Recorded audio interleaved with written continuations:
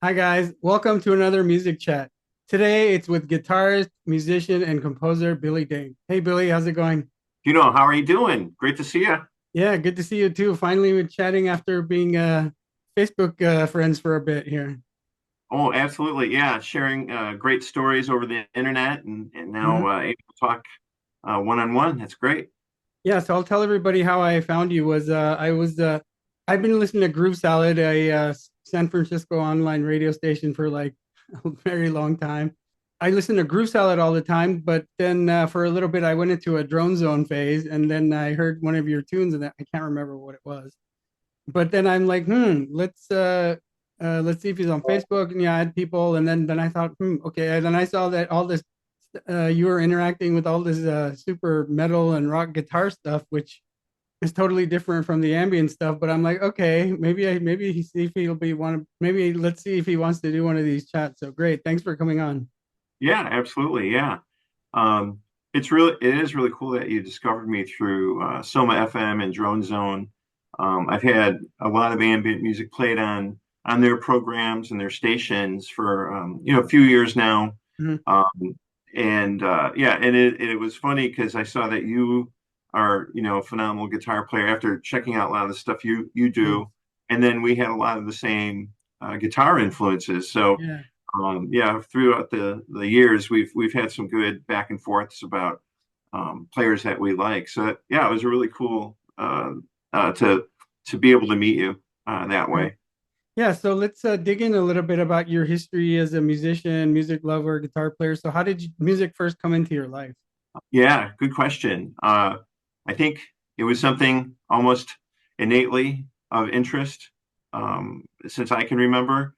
Hearing the Beatles, I was born after the Beatles became popular, but my parents were really into them, especially my mom, and so I think the first music I really was aware of was the Beatles. Hearing that on the radio where I grew up outside of Chicago, and then all kinds of music. My parents were pretty cool about exposing me to different kinds of music, folk music in our area.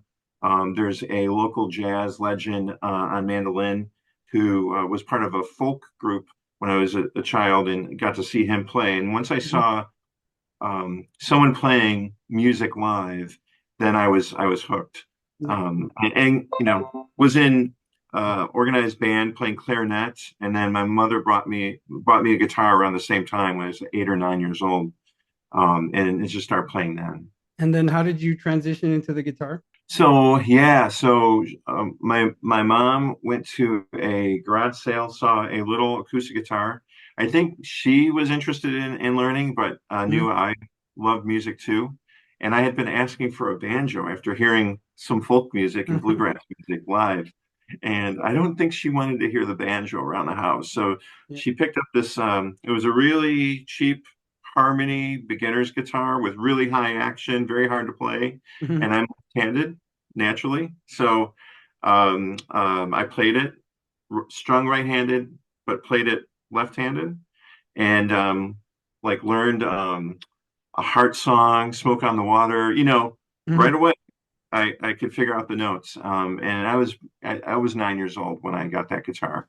Had that for a number of years, and then got a real guitar, electric guitar when I was 13. But yeah, that's how I started playing guitar. Great, that's awesome. And then, when did you start kind of creating your own tunes, writing, and just get transitioning to writing your own stuff? Yeah, I probably, at the very beginning, when I was figuring out how to play, um, I would come up with some ideas and then, hey, this sounds like a certain song I heard, but then would start creating little fun little kid songs on that guitar. And then when I got a little older, my cousin became interested in playing, and we were listening to a lot of rock music too Mhm. at that time. So our favorite rock bands were Kiss, Rush, UFO, and then we're saying, how do we play that music? So Mhm. he got a bass guitar, I got an electric guitar, switched to right-handed, so it was a re-education, And not only did we try to learn those songs, then we tried to emulate the sound and then we started writing our own songs right away. And we formed a band and, throughout middle school, junior high school, and high school, we're playing the club scene in Chicago. Mhm. Probably with maybe a quarter to a third of the songs being original songs. Yeah. So yeah, it was great. Let's move on to your current projects and some new releases. Tell us about those. Sure. As I progressed with playing in like a rock band and rock bands when I was younger, got older, I had always heard jazz music and I guess we called it like new age and space music back in the 80s. Windham Hill Records was pretty important to me. Mhm. And I did so I don't know. It sounds schizophrenic, but I loved all kinds of music. Techno music, dance music, rock music, heavy music. Yeah, I'm Um, the same way. And yeah. did you like Michael Hedges from that Wyndham Hill Oh, side of things? yeah. I love Michael Hedges. In fact, a He was couple of my label mates have done recordings with Michael Manring, who plays bass on a lot of those early Michael Hedges recordings, fretless bass. And Michael Hedges was incredible. And what's fascinating about Michael Hedges is that I believe he studied electronic music in college, but was a phenomenal guitar player too. But you can hear his compositions have these really neat bits going on simultaneously. He's playing it's like he two was guitars. translating these like multiple arpeggiating synths like Philip Glass kind Yeah, of stuff, but on the guitar. exactly. Like these sequences, and so that I think kind of opened my ear to you could do electroacoustic or you could do and I in my a lot of my own recordings I'm playing acoustic guitar 12-string guitar electric guitar whatever it may be.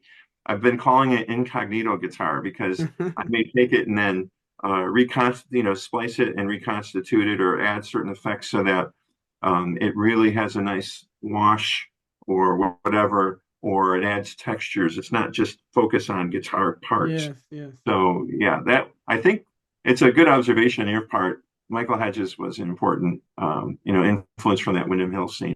Yeah, I got way big into this ambient guitar stuff. I don't know, sometime a little while after my college days, and I got this little reverb box, and I think this was kind of when I started. I was already getting to the shoegaze side thing. Is shoegaze thing really pretty hardcore? And then I always loved effects like delay. I'm like crazy for effects, trying different effects, and I used to have like 7 pedals and then I just Hmm. switched into multi effects units and all that stuff. So I always had to have I almost could never have just a bare guitar. I always had to have something to it. It was just like too Oh boring for yeah. me. Like I always had to have delays or some kind of chorus. I love chorus and flange. I was very big on the Cure and all that whole thing. And so Oh, for sure. For sure. and of Yeah. course Jimi Hendrix, my number one guy, he was the number one. He was the original effects and custom pedal guy who had got the Roger Mayer making custom pedals for him. Exactly. So I was Yeah. always way into all the sounds and effects. They were doing like tape flange in the studio, but that whole sound was like I discovered Jimi Hendrix when I was 13, and that like completely warped my brain forever. Oh yeah. And Like so what's the one song Rainy Day? I'm trying to think from which album is it? Electric Ladyland. Ladyland.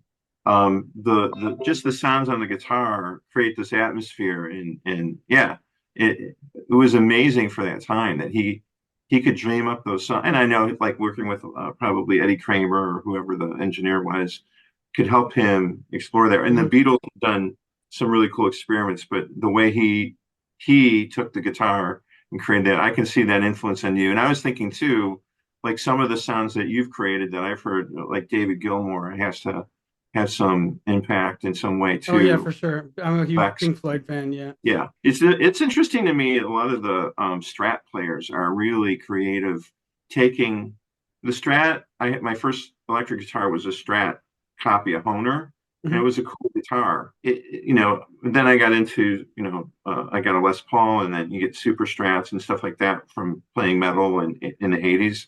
But when you think about it, I think the Strat itself is just such a versatile guitar for creating all kinds of sounds. And then when you add effects, it's amazing what you can do. Yeah. So yeah. and I Eddie Van Halenized my Strat. I put the humbucker in there and Yeah. everything, and changed it to a more insane whammy bar and all that stuff. Because that was like one of the first things I heard when I landed in LA was my dad bought the first Van Halen album. I'm like, oh good lord, what is this? And I was 7 years old, and it's like these crazy sounds. And I mean, I'd already heard like Richie Blackmore, with dive bombs, a little bit of that, Jeff Beck, doing that. But then Eddie Van Halen just took it to another level. And then one day my uncle visited from New York, and he's like, yeah, you've been getting with the guitar. You got to check out this guy. And he bought me these three Jimi Hendrix albums, and I was like, okay, that was it. Yeah, that So is so yeah. cool. So Yeah, sorry. Hendrix. What I was gonna say, we tangenting off big time here, but I was doing a lot of this really ambient guitar, and I started doing these solo gigs in LA. Like I had a Juno 6 synth, and I would do synth and like have things moving, and so it was like all ambient stuff. And I never really listened to, I'd never heard any of the famous, supposedly famous ambient, be it Brian Eno stuff. And then I Yeah, would play my stuff to people, and they were like, "Have you heard of Brian Eno?" I'm like, "I've heard of him, but I've never really heard his stuff." never dug So, into it. but it was then I saw, okay, it was similar because it was like very, like you said, extreme wash kind of, like you're blurring the line of melody and harmony, whereas you're doing melodies, and as they keep going, they start creating harmonies, right? So that Yeah, whole thing. So I yeah. really like that whole thing of like it's like painting. It's like you're painting things, and they're kind of washed. The colors are washing together in a way. Oh yeah, absolutely. Yeah, no, it's a really great description of it. And yeah, my wife is an artist, and I can see her process when she's creating something. And we have some artist friends, and everybody's unique, has their own signature, their own DNA, their own fingerprint.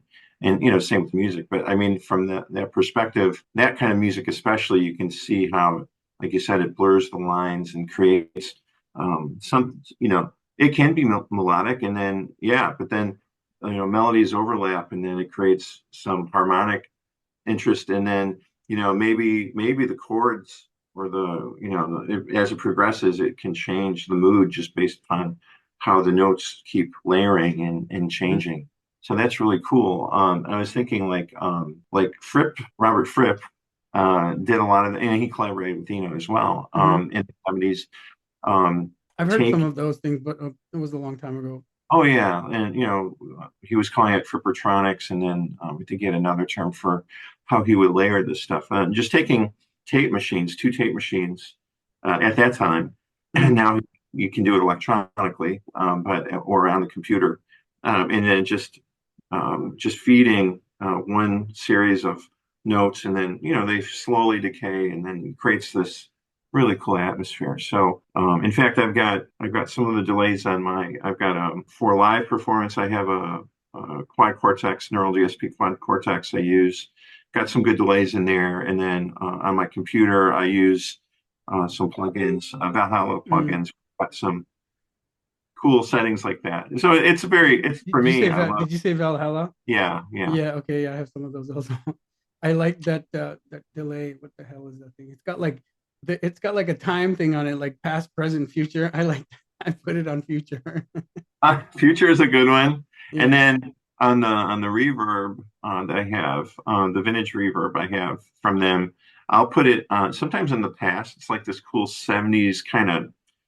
It's a A little dark, little grainy. really. Yeah, yeah. Or the 80s because I love 80s music, and Yeah. so it depends, right? And so, like one thing I tried was on Bowie's "Let's Dance" that delay, that gated delay, and just figuring out how I could do that, which is kind of neat just for ambient music too, if you put another wash of reverb over it. So just how to build layers can be pretty interesting. I did that for a while, and then I got back into the bands thing because there was this point where I got bored with the guitar, and then I was like then I just went crazy with effects, and I think I got into the ambient thing, and then it became where ambient was just like one of the textures and the stuff that I was doing. So Yeah, that was yeah, cool. So yeah. anyway, back to the so you went from playing in bands to the ambient side. So how did that transition, and how does it come to your new stuff? Yeah, so at some point, as I got older, went to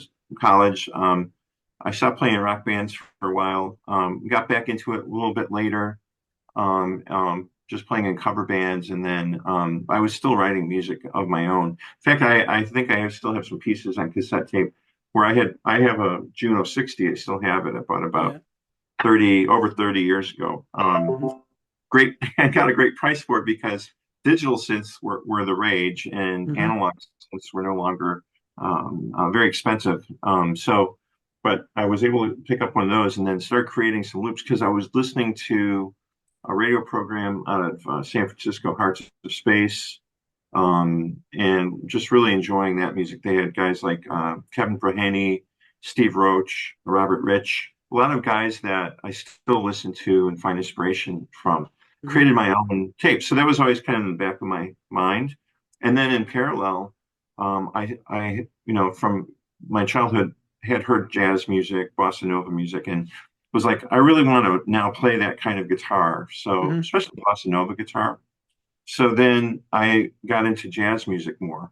Started a jazz organization in my community, like so we would host jams and then a Hmm. jazz festival, and then started a couple jazz groups playing around Chicagoland. And so did that for a number of years, like over 10, 15 years. And then I finally thought I need to dedicate my music because I was now starting about almost 10 years ago, started creating my own ambient pieces a little more seriously Hmm. and decided I want to focus on that. So and about 2 or 3 years ago, stopped playing in the jazz groups, which calling it jazz is kind of a loose description because we were playing like Nine Inch Nails, Zeppelin, and then interpreting it in a jazz way, which was really cool.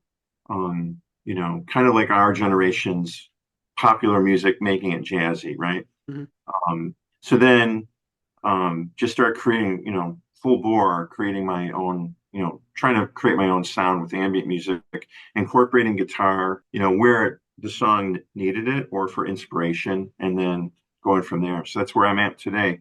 Hmm. Um, I've done some, collaborations where I'm playing, more straight ahead guitar, but I think I'm more confident in adding my textures and sounds as needed. And so, you posted some recent release? Yeah, it just came out yesterday. I did a collaboration with an individual from the Minneapolis area. Stolas is Hmm. his name, and he had a recording he had done earlier this year, where at the very end of his recording on Bandcamp, he had I think 4 loops that were available for free download if you want to collaborate. So we our music label's been involved with his radio show or podcast, his music program for a while. So we're big fans of the music he plays and creates. And so I thought it'd be cool to take one of his loops. And then I took it and did some stretching and modification. Then I used my own synths and Hmm. added my textures and created a song that was released yesterday. And It's so, called Beyond Sleep. It's really yeah, cool. great. So, of course, it'll be linked in the video description below. Everybody should go check it out. Sure. Thanks. Any other releases or projects you want to discuss before we? Yeah. There's a Wayfarer music group is doing an album called 12 Days of, is it 12 Days of Christmas? I think it's called. It's like a holiday thing. So I wrote a song for that too. That'll be coming out Mhm. shortly. I can provide a link to that. Oh, there's another song that I was on, written by Dieter Spears, bass player from Nashville.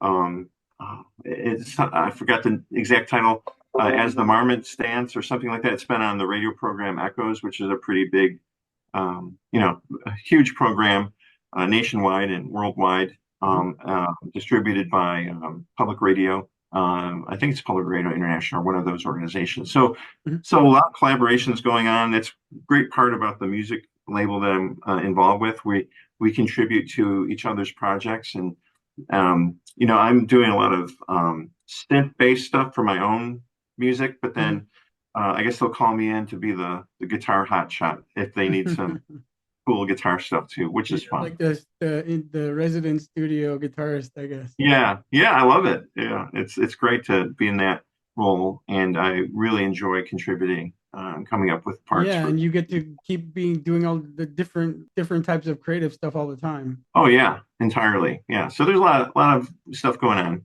Really enjoy it. Great. All right. So I wanted to chat with you because I posted something about flying V's, and that got us chatting about Michael Schenker. And I got into him, I guess, relatively late. It wasn't. I grew up in LA, and there was all the LA rock radio stuff, but UFO wasn't in there that often. And later on, I don't know, several, I would say at least 15 years ago or something, I started I found this English rock magazine, Classic Rock, at Barnes and Noble or something. And I started reading it, and they had this big article on UFO, Strangers in the Night, specifically just that album and telling the whole history.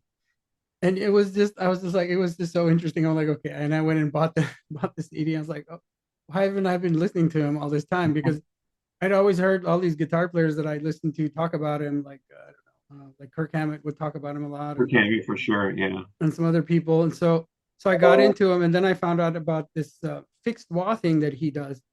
And then I realized I'd heard this sound many times before. Most famously, is the whole lot of love guitar solo is essentially a fixed wah guitar solo. You can hear it right in the beginning. That wah goes real quickly before he hits that first note, and he fixes it to a certain point. Then I read about how Schenker would have his roadie, like, somehow jerry rig that wah to hit that fixed stay at that fixed point. He could kind of wah, up and down, but it would always, that It would would be that. stop right where he wanted Or it. maybe he would have some lock and it would just click in there and he would do it. Yeah. So, and then I think Jimmy Page must have done that on a whole lot of love. And the wah, I did a video on my wah and I talked about these wah techniques, and I specifically talked about these two guys in there. Yeah, and I got really into the Michael Schenker thing. And recently, I found that there's this new 4 CD Strangers in the Night Deluxe edition that's on Spotify now. You can hear. I started listening to it, so, and it's got like all of the concerts of that of Oh, the okay. that Yeah. were recorded for the album. So it's like, I don't know, like 8 concerts, maybe. I don't know. It's a lot. Yeah. It's so cool that you discovered it through Strangers in the Night. I think that's like one of the greatest rock live albums ever. Mm-hmm. Even, it came out in hindsight. I think a lot of bands did this, like Kiss did it with Kiss Alive 1 and 2. Every band did this. Judas Priest did it with Unleashed in the East, where Yeah, that's another one of my favorite live albums. Yeah. yeah, it wasn't entirely live. They would go back and fix things or Yeah, re-record. that was kind of common, right, back then. Oh, very common, and that's okay. That's cool. I'm sure it still happens today where they, of course, you're going to fix, if you've got a great sound overall, and then there's this one minor mistake or something didn't work out right, of course you're going to fix it. That's fine. Yeah, yeah. But it's a great album, great representation of the sound that UFO had then. And I was just getting into them around that time. But I missed, by time I was old enough to go to the concerts, Schenker had already left the band, and Paul Chapman, who was a great guitar player, took over in subsequent recordings and albums. But yeah, that's a great album. In fact, I have a great story because when I was starting to play the clubs in Chicago, we would open for a band called, at that time they were called Lindholm Brothers. It was 3 brothers and then another guy, and it was a quartet, and they would play a lot of the great heavy rock music of that time. And we were these kids just opening. We learned a lot from them. But what was cool was they had a dedicated sound guy and a dedicated light guy. So it's pretty cool back then. And actually, you could make a little bit of money playing clubs back then. So they had some guys that were dedicated, and the sound guy, Kish, actually we would talk after shows about like all the bands he had seen. He was a much older guy. I was probably like 14, 15 years old, and this guy was probably 26. He was an old man to me. And he had seen UFO at the Chicago Amphitheater when they were recording Strangers in the Night. Yeah, So because they mentioned Chicago in the intro. yeah. So when you look in especially I think that new extended release or extended or album, they probably mentioned in there where they play Chicago Amphitheater. I think they recorded in Memphis, Cleveland, different places. So Yeah, they do. They actually, I think they do mention the venues in the Kenosha, Spotify thing. Wisconsin. Yeah, so it's really cool. But a lot of that, when we were growing up, hey, hello, Chicago. Would you please welcome from England, UFO? And we're like so excited about that. But somebody who was actually there, and he said he was on the side of the stage. He was sitting on, I think one of the, they had huge speakers back then. He's sitting on the back of a speaker, just kind of looking up. He was on Schenker's side of the stage, just watching him the whole concert, and he said it was just phenomenal. I can't believe Yeah. or That was what at like the peak right there. opportunity. Yeah, I really liked his sound then. When he went solo in the 80s, that was cool, but a lot of people got into him at that point when he got a little more metal and heavier. But I like UFO because it was melodic and the songs were great. Yeah, exactly. The songs were more song-ish. Whereas his solo stuff was more like just like a vehicle for him to go off on solos all the Oh, time. for So sure, for sure. have you been seeing some of this stuff about all this drama going on between him and Rudy Rudolph? Yeah, I'm It's having a hard ridiculous. time to figure out if it's truly like they have animosity toward each other or if it's for, any publicity is good publicity kind of thing. If they're just if he does it, I mean, some of the interviews I read with Michael Schenker are disappointing and his take on things, especially toward his brother who really helped him in his career at various Hmm. times with and having him join Scorpions when he was only like 15 years old or whatever, Yeah. and then rejoining Scorpions after he left UFO, maybe to help him get back on track. Yeah, that's And exactly like what I Love think Drive, what it that's a was. great album.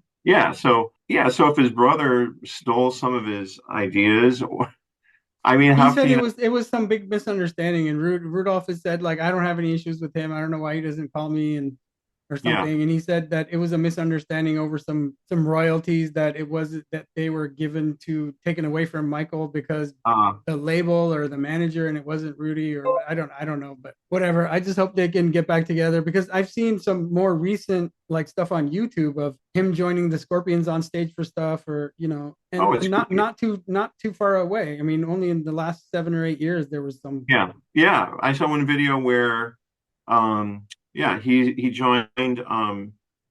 Jabs was playing, Matthias Yeah. Mattias, or how do you say it, he was playing guitar, and then Michael's playing. And this is after Michael had, I know Michael had when was it? He had dyed his hair and he was very serious and didn't look like he was having fun. And then I think, he had a substance abuse issue.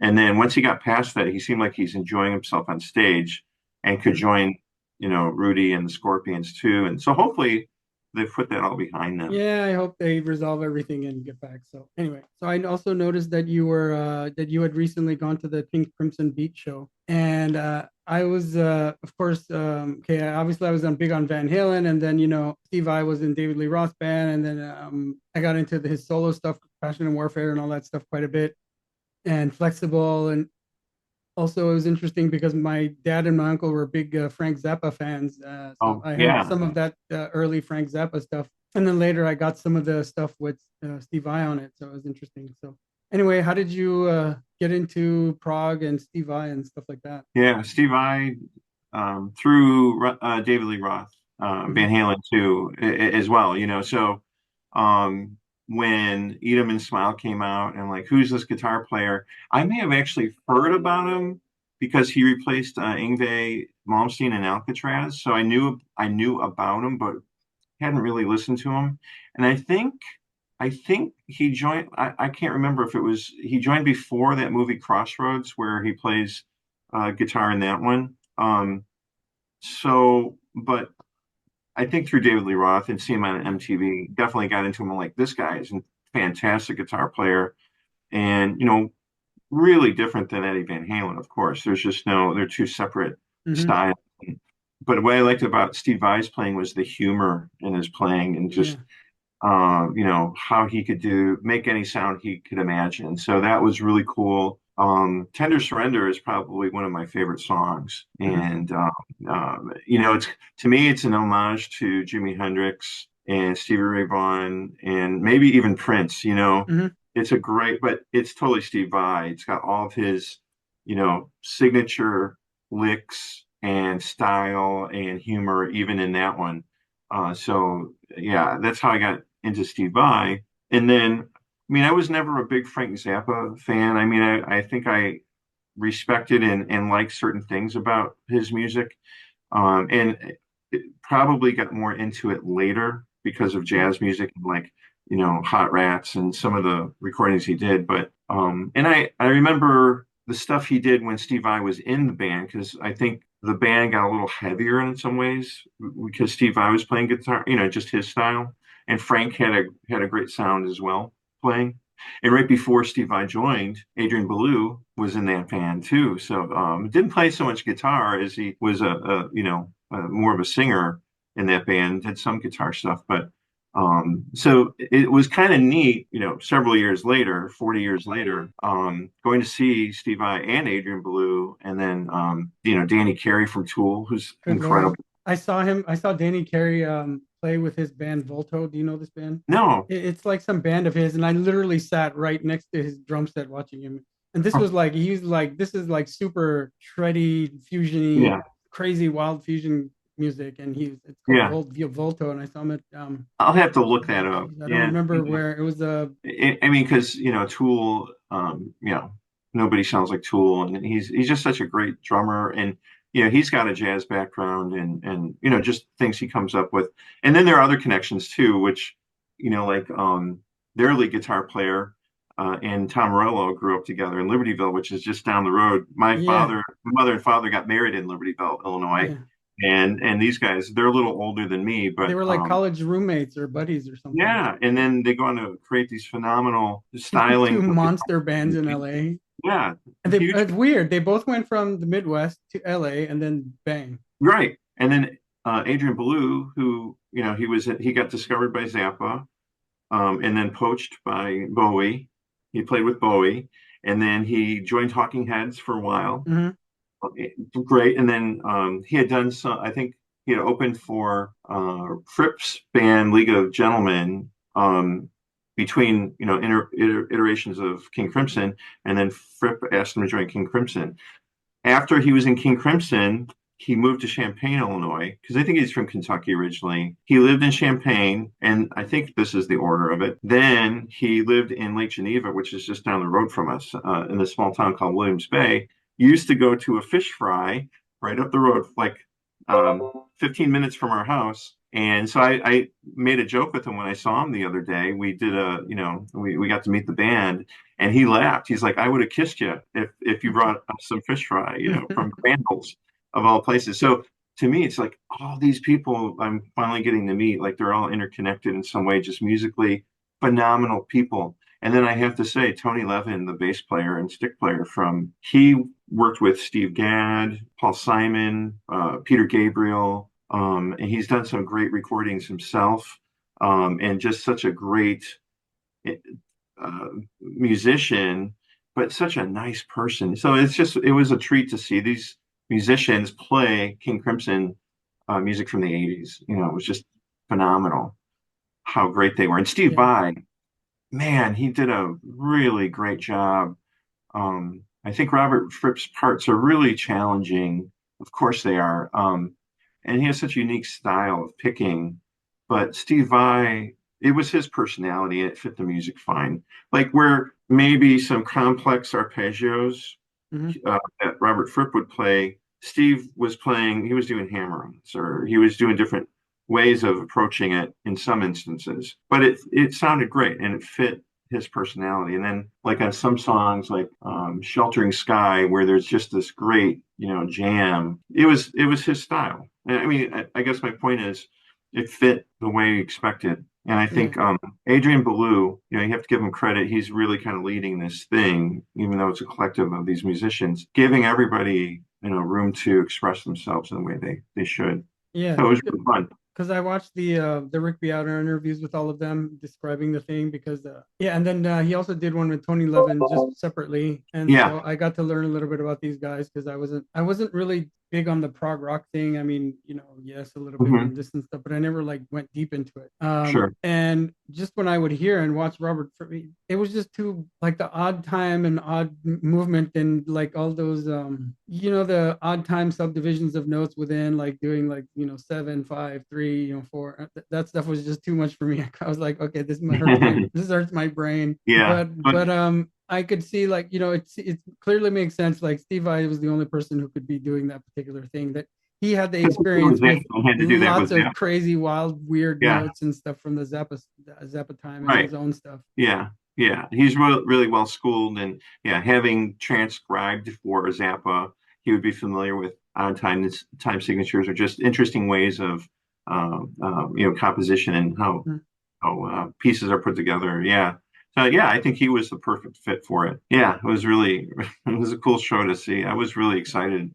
My wife was like ecstatic. It made us feel like we were kids again to Yeah. see some and I guess the other part was just we had a chance to do it was just a meet and greet. So it's not like you get to chat with them for really a long time, but just how genuinely humble and nice they were. Because each of these musicians are incredible, right? They're They're all like super high level dudes. They're all like at the super top of their level. thing. It seems like, just in all walks of life, when I've met people that are incredibly talented or dedicated to what it is they do, many of them are very humble. I think they're always thinking about how they can improve themselves, or they're appreciative of the gift that Mhm. they have. And that's very, very attractive on a human level to meet people like that. And it gives me hope for humanity, especially as I've gotten older. I've become a little more cynical. Yeah, Uh, same here. but But you yeah, should check out Volto for sure because that's like imagine him going completely as wild as possible. And we're talking like beyond Mahavishnu level, like fusion, like crazy fast. Like oh, the guitar player is this insane shredder guy, but fusion. And then I think there's a sax player in there, and then Danny Carey, and then he did a bunch of solos. And I don't know why I never even dug into that. Well, thanks for the so he recommendation. just happened. My friend just happened to be opening for their band, and I'm like, wait a minute, okay.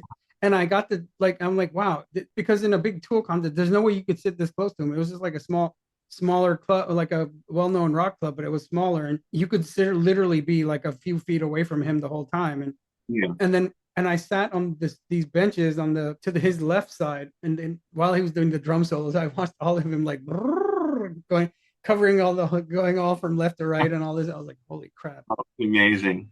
Yeah. So What an it was ex like he was like way more unhinged than you've ever seen him. Well, I mean, in a similar way, but just imagine all the craziest stuff he does on Tool stuff, but like in a fusion, Yeah. crazy Yeah. extreme fusion setting, and that's what it was. Yeah. Well, and I would think in Tool, there's not as much room for improvisation. Maybe, there probably are, there are in certain spots, but yeah, everything's, it's like I grew Mhm. up as a big Rush fan, so that was my biggest prog metal group that I was into at that time. And so so going to King Crimson wasn't too big of a stretch, liking to listen to them or admiring what they did or stuff like that. But everything they did, there was very little room for improvisation for live shows, which I think a lot of fans love that. Coming from jazz, though, I like to improvise and rock too, right? Yeah, I So, mean, yeah, I mean, and there's nothing wrong with that. And I think there are songs where they do let loose. But my take on Tool is those guys are phenomenal musicians. So they do let loose occasionally, but a lot of it is very, it's a well structured composition. yeah, So it's yeah, neat to hear that he would have a vehicle or a way yeah. to. It's like there's all every song has improvisations from every member, just like in a jazz band. Like they play the head thingy, and Oh they all yeah, play solos and everything. So it was like that. And because I mean, I grew up on all these bands that did lots of improvisation, like oh yeah, Deep Purple were huge improvisers, and I used to listen. That was one of my dad's favorite band that he got me into. So Richie sure. Blackmore was one of my early favorite guitar players. When I was like 4 or 5 years old, I was listening Oh to the yeah, Rainbow album, and Rainbow. I was they did watching lots the of other day. improvisations, and Yeah. so did Led Zeppelin, and so did Jimi Hendrix. I was way Hmm. big on the whole improvisational thing, and Oh yeah. um, Even, not in a heavy vein, but like I had listened to a lot of Grateful Dead when I was younger, not like a Deadhead or not that devoted. mhm, And then I got more serious into it after I had been a jazz musician, and then could go back and appreciate. I have a really good book my wife got me. I have to find it, or yeah. maybe I'll provide a link. It was written by Derek Bailey, who is an avant-garde free jazz guitar player from England. Mhm. He I think passed I've heard the away. name somewhere. Yeah, and he was a really good jazz guitar player, but then started doing, like, when you first listen to it, all it is just weird treated guitar techniques, like using, and it is really avant-garde and free. It's not for everybody, but I guess what was interesting was he wrote a book on improvisation. So he was talking about different music traditions of improvisation, like Indian ragas, Mhm. rock music, Grateful Dead. jazz music, different styles. So I guess my point is like there's so many opportunities to do cool improvisation, even if you're playing a different style of music, right? So yeah, Yeah, and you brought up some makes Indian it music, which interesting. made me think back again of Mahavishnu Orchestra and John McLaughlin and stuff, John McLaughlin and all that stuff. Oh And yeah. they did some great improvisation too, and it was on the album, so it was pretty good. So yeah, I love improvisational stuff. But yeah, like you said, I'm into so many different things, like tight song structures, simple, basically very good like rock structures, or crazy wild improvisations, all that kind of stuff. So I'm like all over the place. In electronic music, I produce dance tracks, like house music or drum and Oh, bass, no all kidding. I that kind of didn't stuff. realize Yeah. that. Okay. So how is that experience? Or do you take that experience producing that and then does it ever seep into your Oh yeah, your for sure. rock, the way Yeah, you look at because this new one I'm working on, it's like a psytrance like house thing, but it's got like super ambient, like tremoloed out guitars all over it, and all oh these cool. different guitar layer textures. So that's one thing I was doing was I would play these shows when I was telling you these ambient shows, but then I would do some where I would play like drum and bass beats, and then I would be playing guitars over them with through. I had this filter box, and I would run the guitar through it because this filter box had a pedal, and you could modulate the cutoff frequency. And Hmm. then I'm like, okay, I'm gonna run the guitar through it. So that's what I would do. Like have some weird synth sounds going, play some, and I would Yeah. program the music in Reason and then have it play back, and then I would play guitar over it live. So I was Oh, always combining like electronic beats and rock stuff and guitars and stuff for a long time. And it's like pretty much all the time what I'm doing is like combining electronic oh yeah. drums and production stuff in Cubase, and then adding guitars and vocals and natural stuff Oh, over it. cool. That's not, so I've got you may already know about this, but I've got a tip for you if you don't have this plugin already. It's called MIDI Guitar 2. And I Mm-mm. think they're coming out with MIDI Guitar 3. It's being beta tested, but so what it is, because I used to do, hex or whatever the MIDI pickups were on my guitars and install those. And it was it just really, and then use Roland guitar synthesizers or pedals or whatever. Or you could use it now, you can use it to if you're hooked up to MIDI, you can trigger plugins on your computer too. Like I use Ableton Live Mm-hmm. now. Been using that for a few years, but this particular plugin, MIDI Guitar 2, and I'm not trying to be a shill for. I'm just saying it's a cool tool. So you plug it in onto an audio track, and then you route that to a MIDI track, and it triggers any synth plugin, any plugin. And what's cool about it is I can compose with it too, because I can then write the notes to MIDI right from the guitar. Because I'm not a great keyboard player. I do play. I think I had half a year of piano lessons, but I'm not fluid with that. Guitar is what my instrument is. So Mm-hmm. you can I come up with really cool. That's how I write a lot of music. Is I will be playing guitar, and it's not ambient guitar like delay and that sense. It's writing other parts with the guitar many times. I Yeah. like using the keyboard because I can visualize the notes differently. But on the guitar, if I need to do something using my knowledge a little more quickly, I can write it out or sketch it out with the guitar, and then it creates the Yeah. MIDI notes, go in and adjust it. It's really cool. So I'll send you a link of Yeah. Yeah. there's a Because guy from sorry. Sweden who's a pro with this stuff. Yeah. What you made me think about was when I went through another phase where I got sick of composing with the guitar. Hmm. So I started getting way into soft synths, like virtual synths, the Reason, Cubase, and I got way Oh deep yeah. into synths of all different kinds. Plus also all these other like electronica ambient projects I was doing, and I was getting way into synths. So I started writing songs with the synth, like just on the computer, right? And Oh then yeah. I would learn those things on the guitar after the fact, because then because you know how when you play the guitar, you have these positions and your brain goes on those positions, It just goes there, but the it's just pattern. the thing, and you have this natural thing. But when you compose on the keyboard, you're not thinking of that.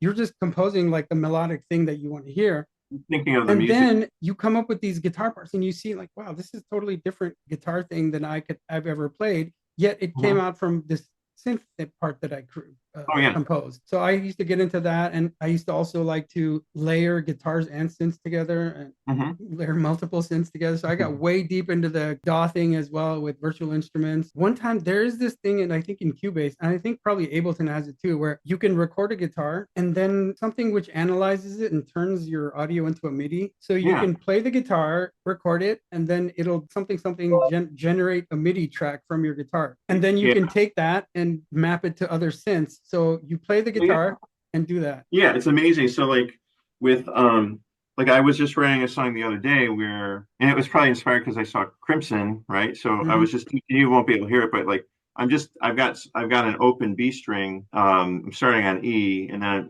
just doing in triplets. So it's a triplet, triplet, triplet, and then 5/4. Hmm. So kind of an interesting. I think it's 14 total. But the thing was, so I recorded the guitar part, but then I actually did write out the keyboard part in MIDI to match it. So, when I'm writing on a keyboard, I'm not thinking of an open, what we would call an open string on the guitar, but it creates a cool, you've got that one note, that B note, tying everything together. So when I do it on the keyboard now and match it, it is kind of, so I think it goes both ways. I can write on guitar something that is more of a guitar shape Hmm. or Hmm. um, peculiar, unique to the Yeah, I guitar, get you. then translate to a synth. On the other hand, like you're saying, you write on a synth and it gets you out of your Those boxes that we learned, like boxes that you a know what I guitar. mean. That's those. Yeah, yeah. So yeah, it's always exciting, and that's why I like the technology. And then I got more immersed, and I'm sure as you did too, immersed in the tools that are available. And Yeah, and I as like to also just like I like to process stuff after the fact. I like to put filters, weird DAW effects on my guitars, make them not sound like guitars, do lots of weird things to them. So Yeah, I because I did hear you had posted some cool things on Facebook where you had treated the sound, and so you're like, okay, I don't I recognize it as guitar, but it's really different, right? It's not. I mean, that's what's cool about being able to come up with different layers with yeah, effects panels or even on the computer. If you record your guitar part and then come back and you can add layers of effects there too. yeah, I mean, there are purists that I was going to say. There are purists that yeah. don't believe They, in they this. And they I'm don't like, want anything to mess with their pure guitar tone. it's, and like, I I think get it. I was at like that at a point, but then because I was so into effects, like I almost from the beginning I was already beyond that because Jimi Hendrix was already all the guitarists I was into were all playing with effects, distortions, and so I was already like beyond the standard guitar tone. That was like what everything Well, I played was like had alterations to it, like pedals, effects, and sounds. if you're a purist, why just play an acoustic guitar? Don't even play an electric guitar. You know what I'm saying? Yeah, Right? Or was it Bob Dylan who got booed for he had was it essentially Paul Butterfield Blues Band or somebody kind of backing yeah. him His up? first Or was it like the band electric, like backing him up? One Bob of those Dylan goes electric kind of thing. went electric and he got booed and it's like, come on. I get it. People Yeah. like a certain sound they or they they like they, they like they want to keep you in the box that they first liked you in, kind of.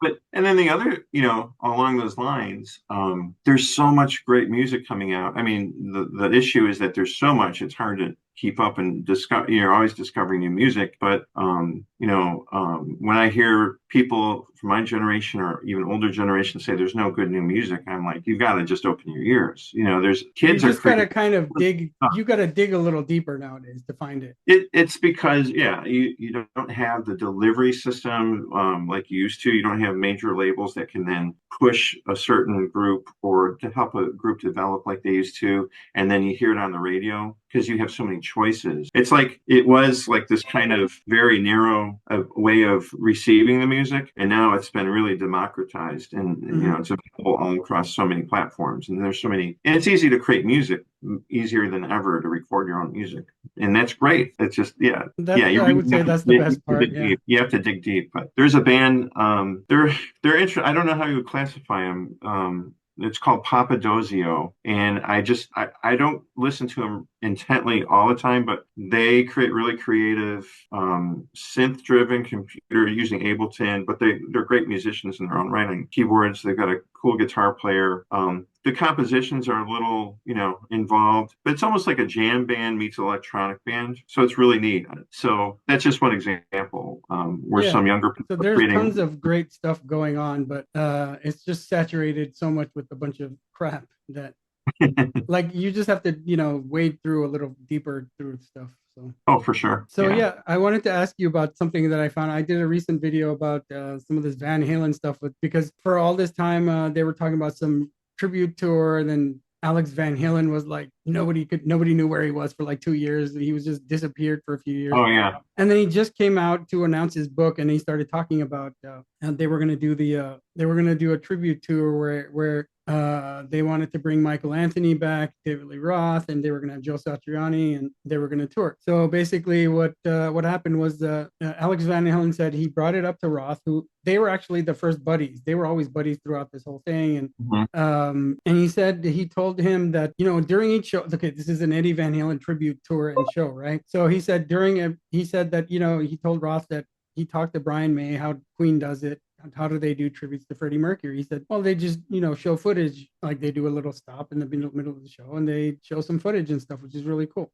Right. So he tells Roth that he wants to do this kind of a thing. Roth loses his mind and starts going off like a crazy maniac, and he wouldn't do it. And he was saying all this. Alex didn't even really mention much what he said. He said the kind of stuff that he said was insane. He's like, I didn't even know the guy. And can you imagine, like, you're getting an opportunity to play a tribute tour to Eddie Van Halen, and the reason that you're getting the opportunity is to do a tribute to Eddie Van Halen, but you don't want to do the tribute every night. I mean, okay, so. That's so self-centered. And I mean, yeah, you take some of that. I mean, I understand that that's Alex's perspective, and I have no reason to doubt that's what went down. Yeah. So it's and pretty I had wild. read about his silence for the past few years. I mean, he's grieving, and then but he never like disappeared. That was more like what Sammy Hagar said. He just appeared, doesn't contact. I get it. He's kind of, in his own. He was, doing his book and kind of dealing with the loss of his brother and stuff. I get all that, but yeah, for David Lee Roth to do that kind of thing to that in that situation was pretty low. I thought pretty low. So. But it was, very, very self-centered, maybe even narcissistic for him to think. Because I could imagine just looking at footage, not only in their prime, but like when they did their last reunion tour, he was so. I mean, it seems like the Van Halen brothers kind of bit their tongues and let David Lee Roth be himself. Like, he is a very flamboyant performer. He's a great front man, not a great singer, but it fits what he does. I mean, he's the one that I'm not a great singer, so I'm not judging. I'm just saying, like, he's a performer, he's an entertainer, but he does have a certain self-confidence that can be arrogant, and it appears that way. Whether he is like that, I don't know him personally. But for me, it was always entertaining watching him do his shtick and stuff. Whenever you'd see him come on, it was always entertaining. But I never knew there was just this dark jealousy and stuff going on behind the scenes and like that. Oh, absolutely. And then I think he came out. David Lee Roth came. I've seen some. Maybe there's shorts or clips where he does disparage Eddie Van Halen too, because Eddie had some challenges himself, right? So yeah, Alex said that Dave used to ask Eddie to play fewer solos. I'm like, have you lost your mind? This is like where everybody's coming to the show. That's why everyone's going there. That's why everybody's there. Do you want to play fewer solos? For sure. Right, exactly. So then the next thing Alex has mentioned, which completely twisted my brain, is that he reached out to the OpenAI people to analyze Eddie's stuff and to complete using AI a bunch of some songs that they have. Like, he wanted them to analyze his stuff so that it could complete solos and make solos of Eddie and make these recordings. And I'm like, this is ridiculous. I mean, because I always heard the stories. Alex was very protective of Eddie, like his style and his thing. And he was like the #1 fan of his innovation. And so he just said, and I'm surprised that he would suggest such a thing, because why would you do that? Just leave it alone. You're not going to make AI is not Eddie Van Halen, and to make it it's like, it's, to me, I see Eddie Van Halen in this high pedestal, like he's like a modern composer kind of guy with his solos, melodies, and all the innovations of notes and everything that he did. And I don't see AI is ever going to really understand that composer mind to do this thing properly. So I just thought it was kind of ridiculous, and I was surprised that. I don't know what his motivation was for doing it. If he thought it would kind of wrap up everything or bring everything to a conclusion, and then ultimately he decided it wasn't good enough, or it wasn't really a good fit. I mean, maybe it would make more sense to have someone that could come in and who plays competently or in that style well. I mean, Satriani's okay for that. I mean, I've heard some of the stuff he did with Sammy Hagar. It sounds okay. I would think like someone like Nuno. was, that's exactly what that's exactly what I Nuno's said in my video. Nuno's got like this fire and knows that stuff inside out. And but he still doesn't sound like Eddie. I mean, he sounds like Nuno, but it would be kind of cool to do it that way. I think it would Yeah, be. and also the other guy that I thought was Dweezil Zappa, Yeah, Dweezil's totally into that because sound. Yeah. he would tell the story of how he one day he was 12 years old and his dad talked Eddie because they lived nearby, had Eddie Van Halen come and show him how to play the guitar, and Steve Vai was there, and they were all like passing guitars around and playing together. Can you imagine all four of those people in the Like when you're same room 13, together? 12, 13 years old, that'd be crazy cool. Yeah. And so yeah, and so he's like a totally school. So him and Nuno are like the two top Eddie PhD scholar kind of guys that I think would be good in there. Oh, I agree. I agree. I think that guy from Steel Panther, he's also a really good guitar Yeah. player. But I don't know. Satchel, that's the greatest Yeah, name. I Satchel. forgot what his name is. I saw him actually play once, and he's really good. The band is kind of gimmicky. It's silly. They opened for Judas Priest, and we saw them, and that was silly. Actually, that was a nice counter to Judas Priest because Judas Priest sometimes seems a little too serious. But yeah, but I yeah, wanted to see Steel Panther once, but I never got around to it. So they're fun. Yeah, that guy does a really great. He's a phenomenal guitar player. There's a band, called Nerd Halen from LA. You should check them out. That guy's a pretty good guitar player too. He does a pretty good facsimile of Eddie Van Halen's playing. But yeah, everybody's so unique. I guess that's the thing too. Like for me as a guitar player, and I don't know how it is for you, Dino, like to actually just stop worrying about sounding like other people and just start, playing myself and or you have your own patterns, you try to break out of those, but you hear music differently than every other guitar player, every other yeah, musician. I just kind of like I hear songs in my head and I just go follow the music that comes to me and I follow it. Yeah, that's And great. whatever influences that are coming out, they're just like subliminal, and I don't really think about it. And later I might listen to something like, oh wait, isn't that something like this? Or you don't think about it. Yeah. But so I think I kind of passed the point of like, I mean, obviously sometimes I will think like, I want to do some Kevin Shields thing here or like some Jimi Hendrix thing here or something, but generally it's not so calculated, I guess you could say. Yeah, I just want to mention that the music group that I'm working with, the label itself, has been really. I joined them last year after doing a lot of independent releases, and so it's been a blessing in a great way because the founder, who later stepped aside for the new owners of label, who were part of the label. The idea is to encourage collaboration amongst musicians. And so actually most of the musicians have, even though we create ambient music, instrumental music, everyone comes from at least somewhat of a rock background, jazz background, maybe. Some have folk music. And just the group of people creating music is phenomenal. Everyone's so talented. Yeah, I think that's a really good like collaborative ecosystem kind of. Yeah, exactly. And everything's very encouraged as far as like coming up with musical ideas and maybe a concept for what you want to create, and then the ability to call upon your label mates to contribute. We have so much fun doing that. So like I said earlier, I get to be like a studio guitar musician. Yeah, so definitely send me all these links and I'll just put all of them down there in the description. Absolutely. So that's been a lot of fun. And then just like I want to thank you for your friendship and like being able to like we can talk about music, and we have been for a long time now, and then be able to do it here. It's a great honor for me to be able to talk with you about that. Thanks. It's getting late there. Too. Yeah, and also like I said, I want to keep it regular music chats with the regular people and keep things going. Thanks, Billy, for the chat. We'll check in with you again soon. Like I mentioned before, all of Billy's music links are in the video description below. Thanks, Dino. Thanks for having me. All right. So I hope you guys enjoyed our music chat. Please remember to subscribe, hit the bell, and drop a comment. Which of these insights are you enjoying the most, and what other stuff do you want to hear from us about guitars and music? Don't forget to download my free guitar solo worksheet and checklist.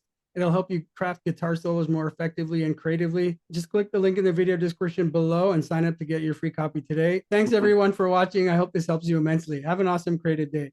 All right, Billy, have a nice day. I'll see you soon. Take it easy. You too, Dino. Thank you. All right, bye.